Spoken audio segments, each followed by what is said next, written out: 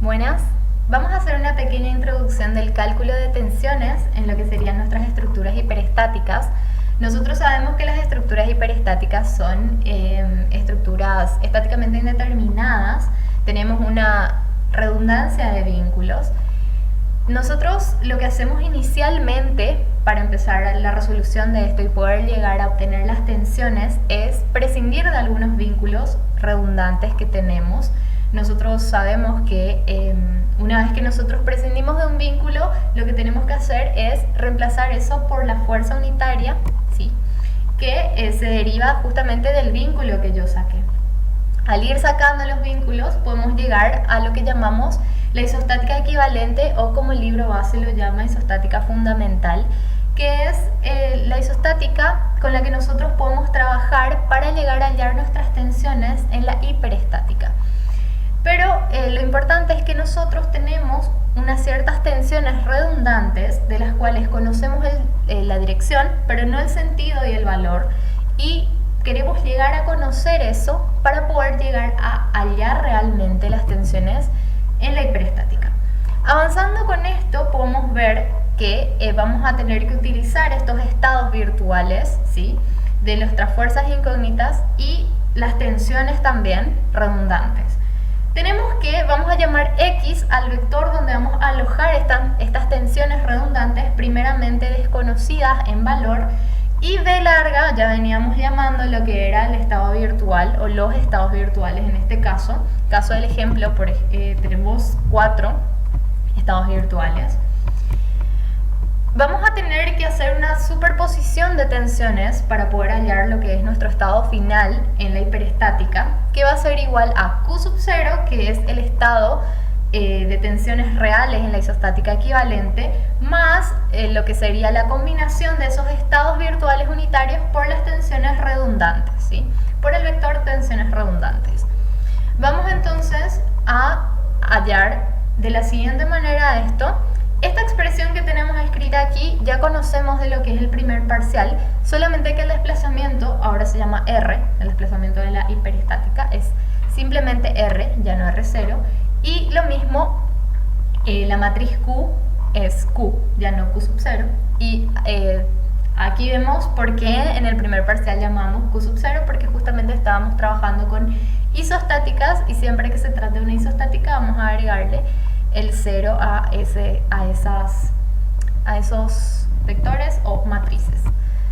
Ok, recordando, recién dijimos que las tensiones finales de la hiperestática eran igual a las tensiones en la isostática más la combinación del estado virtual por las tensiones redundantes, que ahora mismo son desconocidas, y lo que queremos es llegar a tenerlas para poder hallar las tensiones en la hiperestática. Haciendo este reemplazo, ¿sí?, obtenemos entonces esta suma que ya es un poquitito más larga, y vamos a simplificarla un poco. El término en verde tenemos que es igual a R0, ¿sí?, lo que veíamos en el primer parcial ya, desplazamiento de la isostática, y es el término en azul, que es una combinación de los estados virtuales, como se puede observar, es la matriz de flexibilidad de la estructura, ¿sí? Nos queda un poco más reducida en cuanto a letras esta expresión, y es muy importante recordar que el desplazamiento ahora mismo es 0 porque estamos hablando de una hiperestática, ¿sí?, en el sentido de que no estamos buscando el desplazamiento de la hiperestática, estamos hallando las tensiones, ¿sí? Entonces no tenemos en realidad un desplazamiento, nosotros hicimos una liberación de los vínculos redundantes, pero no en búsqueda del desplazamiento, sino en búsqueda de las tensiones. Entonces podemos prescindir del término R, y con ello podemos obtener ya una expresión para X, ¿sí?, que va a ser igual a la inversa de nuestra matriz de flexibilidad de la estructura por el trabajo de los asentamientos menos lo que sería el desplazamiento R0, ¿sí? Y al tener X ya podemos por fin calcular las tensiones de la hiperestática, porque tenemos el Q sub 0 podemos hallar, ¿sí?, el estado real de la isostática equivalente, de también los estados virtuales, y ya tenemos una expresión para X, entonces perfecto. Lo único que quiero resaltar es que ahora nosotros trabajamos con el método matricial, entonces en vez de estar trabajando con integrales, vamos a estar trabajando con matrices. Simplemente es reemplazar las integrales por sumatorias, que básicamente son eso, y lo que teníamos en la matriz D, o las matrices D, por una nueva matriz que se llama matriz F minúscula, que es la matriz de flexibilidad de las barras. Está bien deducida en el Volta, ¿verdad? Es un poquito larga la deducción. Pueden mirarla si quieren, pero básicamente, trayendo a términos de Scilab, es esta la parte del código en la que se calculan las matrices de flexibilidad de las barras. Esto es inamovible, debido a que nosotros trabajamos con barras rectas de sección constante, ¿sí? Entonces, esta expresión responde a todas las estructuras que cumplan con esta condición, ¿sí? Ok, lo otro es que en el método matricial tenemos también la expresión de R0, la expresión de F, ¿sí? Como vemos aquí, y eso también podemos escribir en función de Scilab. Q sub 0 minúscula queda igual al primer parcial. F veíamos que era D por F minúscula por B, lo mismo que tenemos escrito acá, ¿sí? Y R0 es, como ya conocemos, D por Q sub 0, Q sub 0 más F por Q sub 0 mayúscula, que es lo que tenemos escrito acá, ¿sí? Y tenemos nuevamente esto y llegamos a lo mismo, pero todo con matrices, ¿sí? Vemos que tenemos el subíndice y en todas partes, debido a que es para cada barra, ¿sí? Básicamente es lo mismo, la misma deducción que hicimos recién, pero con matrices. Nada raro, no se preocupen. Vemos aquí que X es justamente la inversa de F por R, ¿sí? Que esta parte es el asentamiento, menos R0. Y las tensiones en la hiperestática son igual a Q sub 0 más B por X. Lo que yo quería mostrarles, poniéndoles un poco lo que era la expresión más lo que vemos en el código de Scilab, es que exactamente lo mismo que sacamos de esa deducción de donde obtenemos X y obtenemos las tensiones finales en la hiperestática, es lo que se traduce a Scilab. Pero ¿qué es entonces lo que nosotros cargamos para la parte de hallar las tensiones? Vamos a ver acá un pequeñito, cortito ejemplo, ¿sí? Vamos a ir desarrollando los ejercicios en cada una de las clases. Este es un recorte, de hecho, del mío. Pero vemos que cargamos como siempre el número de barras, hipótesis reales, hipótesis virtuales o grado de hiperestaticidad que coinciden en este caso, el número de desplazamientos, que ahora mismo vamos a dejar en 0 porque eso vamos a ir explorando en siguientes clases. Ahora mismo solamente queremos hallar las tensiones, no los desplazamientos. Y el número de componentes, que en el método matricial es un axial y dos flexiones, a diferencia del método que manejábamos para el primer parcial y para las isostáticas, que teníamos solo dos componentes, ahora ya tenemos tres, ¿sí?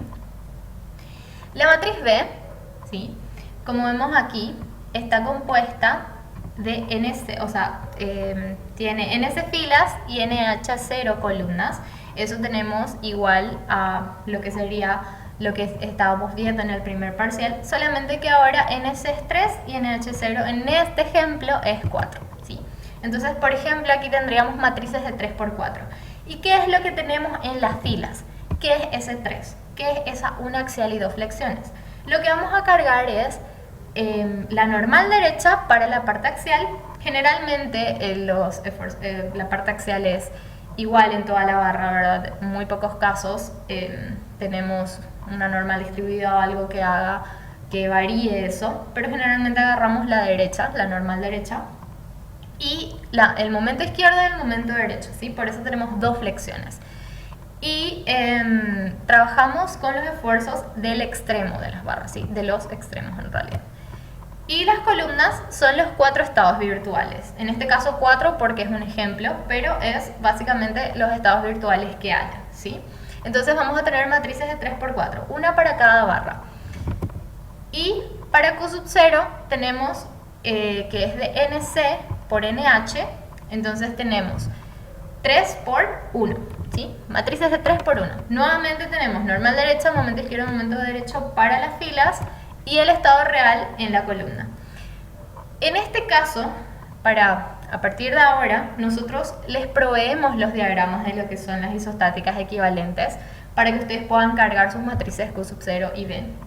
Ya no deben hallar las reacciones y los diagramas de la isostática, sí el diagrama final de la hiperestática.